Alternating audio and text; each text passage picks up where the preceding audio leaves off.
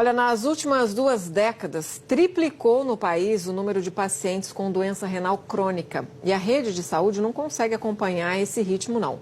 São, ao todo, 5.570 municípios, mas só 7% deles têm clínicas de diálise. E menos de 1% deles fazem tratamento em crianças. Famílias de pacientes precisam muitas vezes enfrentar longas distâncias para fazer o tratamento. Você vai acompanhar agora na reportagem da Bárbara Carvalho, Denise Peiró e Rafael Martinez. A doença renal crônica ela é conhecida hoje como a epidemia do século XXI. É uma guerra em prol da vida do Gustavo e também da minha vida, mas que a gente está sempre procurando uma solução. Ele é um doente renal crônico, né? Vocês souberam em que momento? Quando nasceu. Aí ele ficou até bastante, até uns 9 anos, né? No conservador. Aí ano passado que ele veio para a máquina. Conservador é quando você tenta controlar, né, o nível de creatinina, ureia, tudo sim, através da alimentação. Enquanto o rim ainda funciona um pouco. Se a gente pudesse escolher um lema para trabalhar, a gente gostaria de ter acesso a qualquer tipo de terapia renal substitutiva para todo brasileiro em qualquer parte do Brasil. A doença renal crônica tem se tornado cada vez mais frequente em todo o mundo. Nas últimas 2 décadas, o Brasil viu o número de pacientes triplicar. A principal causa é a crescente taxa de diabetes, ainda mais quando ela vem associada à hipertensão, a doenças cardiovasculares e ao envelhecimento populacional. A necessidade de tratamento com diálise, portanto, vem aumentando, mas a rede de saúde no país não acompanha esse ritmo. Só 7% dos municípios brasileiros têm clínicas de diálise. Desses, 70% têm apenas uma clínica. Isso significa que são aproximadamente 750 no total. Isso é muito pouco perto dos cerca de 200 mil pacientes que a Associação Brasileira de Centros de Diálise e Transplante calcula que precisariam desse tipo de tratamento. Hoje, no Brasil, 133 mil pessoas passam por diálise, ou seja, 70 mil não recebem o tratamento que deveriam.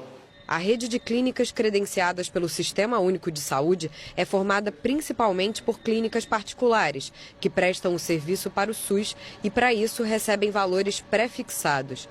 Das 750 unidades de saúde desse tipo do país, 700 são privadas. Apesar desse número ter triplicado, nós ainda estamos dialisando menos do que deveríamos dialisar, por falta de ações preventivas, de diagnóstico precoce. O Brasil é um país muito grande e a gente encontra grandes vazios assistenciais. Isso dá uma dimensão das dificuldades que muitas pessoas encontram por não terem unidades de diálise próximas de sua residência. Sem estrutura suficiente para fazer diálise em todos os pacientes que precisam de atendimento público, o Brasil acaba tendo que lidar com outro problema. Os pacientes começam a ficar represados, entendeu? Nas redes públicas, consumindo um recurso muito maior do que ele consumiria se estivesse dialisando numa clínica de diálise, ocupando um leito de um outro paciente que precisaria estar internado para fazer outra coisa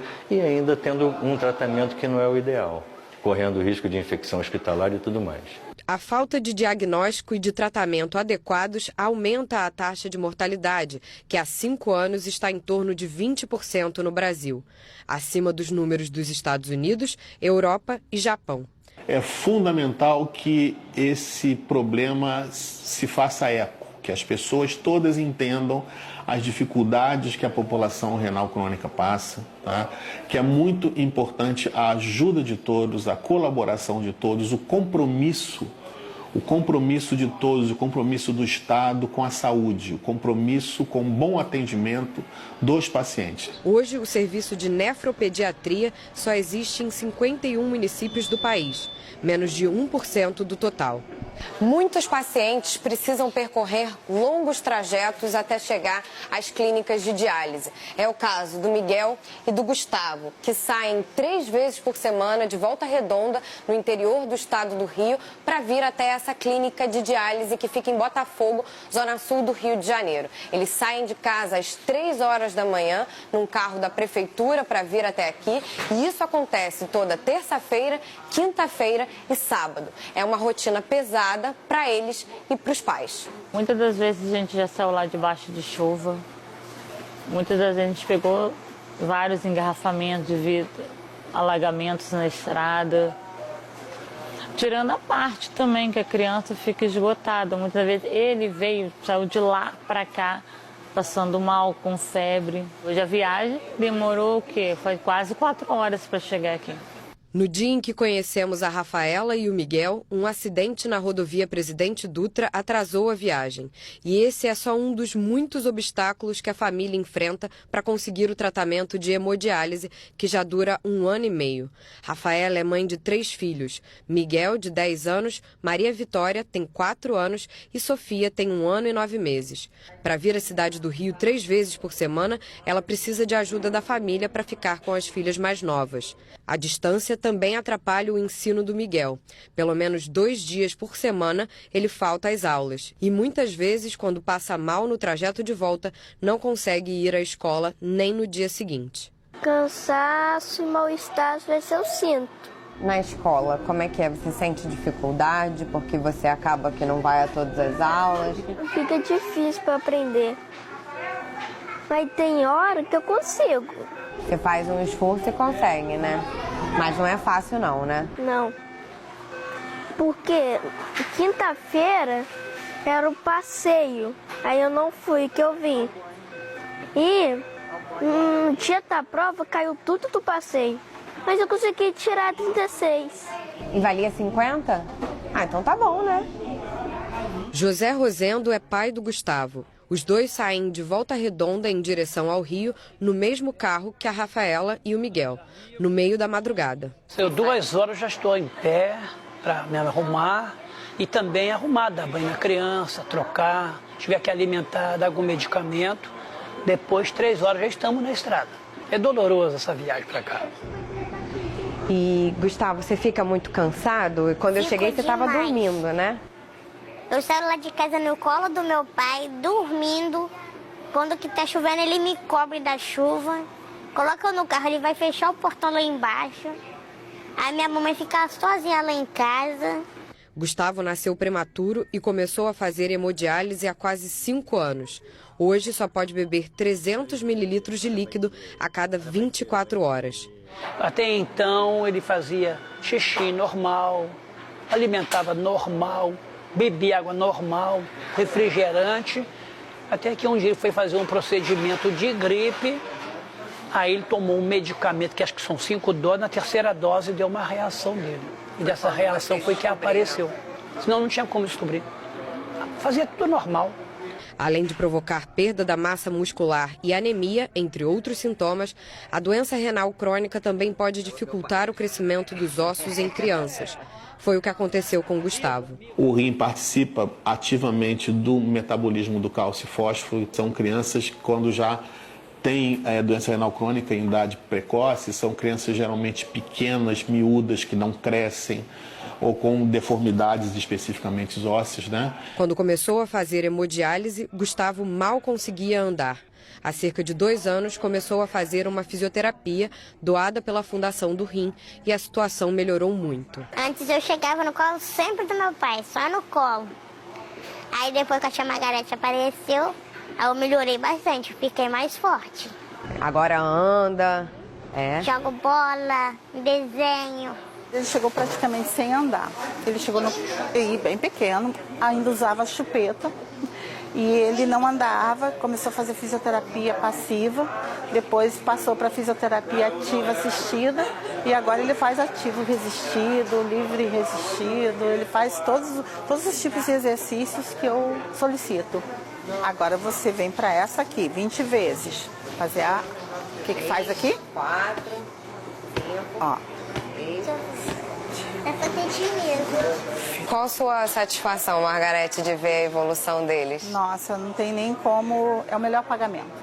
Enquanto sonham com um tratamento mais perto de casa e, finalmente, com um transplante, as famílias nos contaram de onde tiram força e esperança. Eu falo que nós estamos dentro de uma guerra, eu e você e a sua mãe. Então o nosso pensamento é idêntico, é um só. É lutar pela melhoria da vida dele. Entendeu? É isso aí, Gustavo? É companheiro isso aí. Todo mundo junto. A família toda junto. A esperança nossa é o transplante. Não tem outro recurso sem ser esse. É o transplante mesmo. É poder chegar a uma ligação, né? Ir lá e chamar ele do transplante.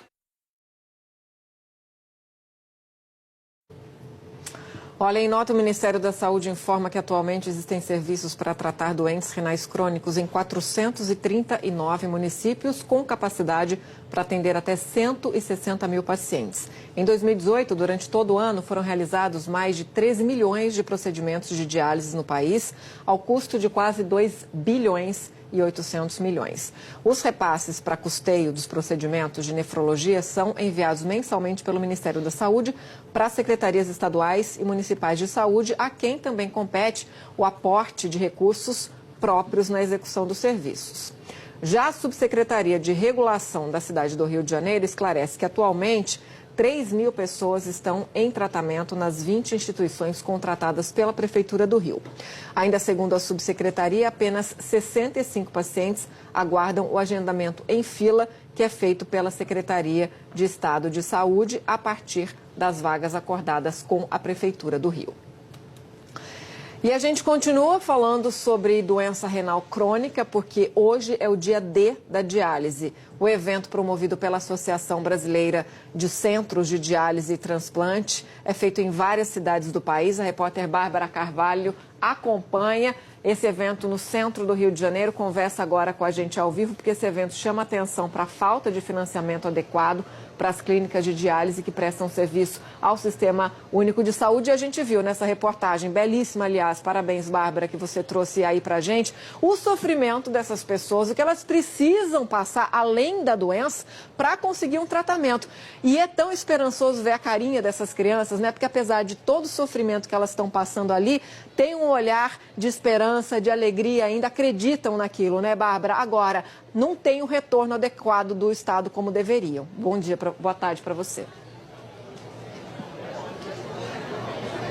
Boa tarde, Raquel. Boa tarde a todos. Eu diria que conhecer o Miguel e o Gustavo foi inspirador, mas o subfinanciamento crônico do tratamento dessas pessoas que precisam de diálise, não só para sobreviver, como para viver com qualidade de vida, é sim um problema. Eu vou conversar sobre isso com a Ana Beatriz Barra, que é nefrologista. Muito obrigada pela sua participação, doutora. A gente queria conversar exatamente falando sobre isso, né? Esses pacientes precisam de um tratamento adequado, de sessões de diálise longas e de muitos medicamentos. E eles sofrem com tudo isso, além das distâncias, como a gente mostrou na matéria, né? Sim, assim, é muito importante a gente falar da diálise, né? Porque a gente tem no Brasil 130 mil pacientes que fazem esse tratamento e dependem disso para viver.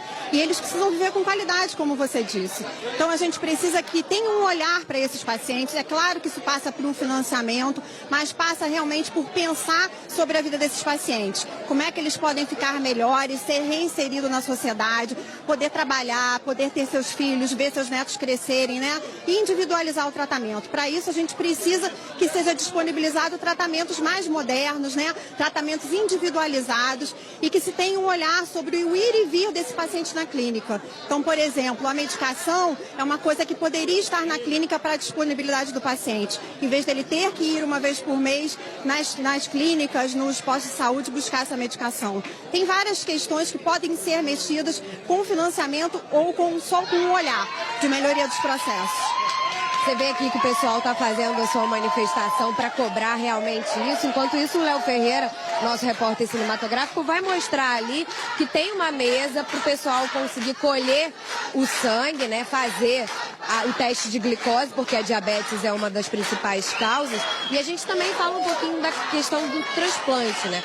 O transplante, ele é um tratamento adequado para muitos dos casos, mas não para todos os casos. A gente viu o caso do Miguel e do Gustavo, só para explicar. O Miguel, ele tá na fila praticamente, né? Tá terminando os exames para entrar na fila do transplante. E o Gustavo, ele ainda precisa fazer uma cirurgia anterior de bexiga para aí sim poder pleitear uma entrada na fila. Explica um pouquinho essa questão do transplante, lembrando que tem 24 mil pessoas nessa fila para transplante de rim aqui no Brasil. O transplante é super importante, porque ele permite mais liberdade para o paciente. Mas a gente precisa entender que muitos pacientes precisam da diálise para sobreviver e para viver bem. Então, esse dia D é para falar da diálise. Tem pacientes que não podem transplantar, porque tem outros problemas de saúde, porque ainda estão instáveis para transplantar, porque estão esperando o transplante, né? Tem pacientes que vão precisar de cirurgias para fazer o transplante. Então, a gente precisa garantir que o paciente que vai ficar em diálise, e por incrível que pareça, tem pacientes que optam por fazer só diálise e não transplantar, vivam bem, vivam com qualidade de vida e vivam com reinserção social. A gente precisa de qualidade. Muito obrigada novamente, Ana Beatriz Barra, nefrologista. O grito de guerra deles aqui era: a diálise não pode parar. É isso, Raquel. Porque a vida depende disso, né, Bárbara? Toda boa sorte aí, muita saúde para essas pessoas. Obrigada mais uma vez, parabéns de novo pela reportagem. E que os nossos governantes, né, que as secretarias de saúde estejam atentas às necessidades desses pacientes, que, como a gente já falou, valem a vida. Obrigada, até mais.